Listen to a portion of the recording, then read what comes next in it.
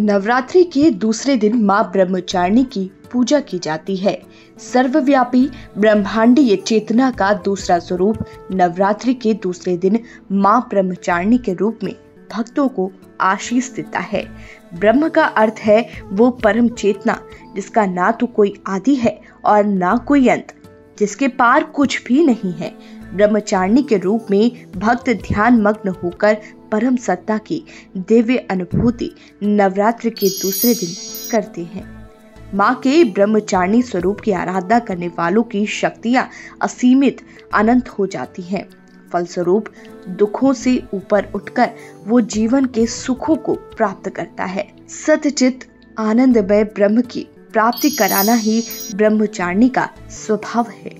पूरे चंद्रमा के समान निर्मल, कांतिमय और भव्य रूप और दो भुजाओं वाली ब्रह्मचारिणी कौमारी शक्ति का स्थान योगी ने स्वाधिष्ठान चक्र में बताया है। उनके एक हाथ में कमंडल और दूसरे में जप की माला रहती है।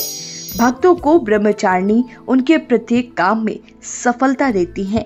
वो सन्मार्ग से कभी नहीं हटते और जीवन के कठिन संघर्षों में भी बिना विचलित हुए अपने कर्तव्य का पालन करते हैं। उनका वाहन शिखर अर्थात पर्वत की चोटी को ही बताया गया है। मां भगवती सूक्ष्म से सूक्ष्म रूप में भी शिव जी की प्राप्ति के लिए तप करती रहीं। तीनों लोकों में भगवती के इस रूप का तेज व्याप्त हो गया। तब ब्रह्मा जी ने आकाशवाणी से इस रूप को भगवान शिव को पति के रूप में प्राप्त करने का वर दिया।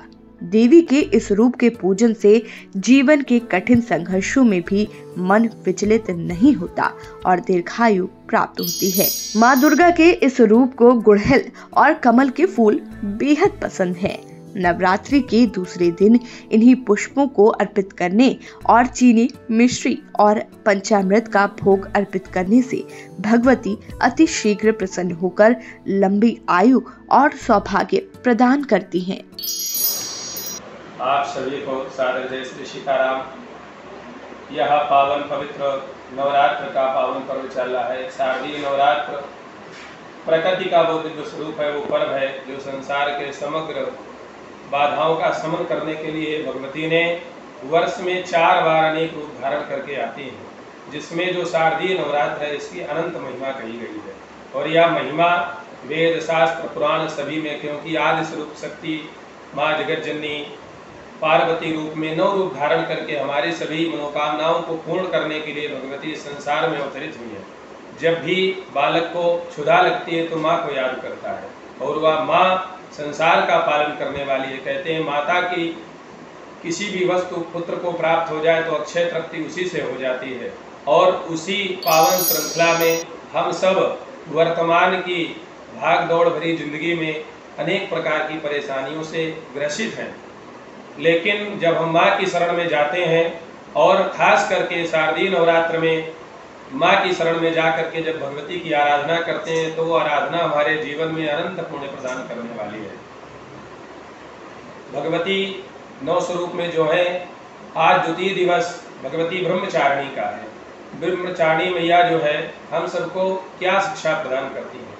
वास्तव में इस अनंत सुख साम्राज्य के युग में, अर्थ प्रधान युग में सब कुछ होते हुए भी ब्रह्मचर्य का धारण करना, संसार में संयम से रहना, ये भगवती हमें शिक्षा देती है। उनका स्वरूप क्या है? दिव्य सुंदर श्वेत वस्त्र धारण किया है, हाथ में कमंडल लिए हैं, अक्षमाला लिए हैं। संसार का सारा वैभव होने के बाद भी अगर आपने भगवती का आराधन नहीं किया, भगवती की उपासना नहीं किया तो जीवन व्यर्थ है।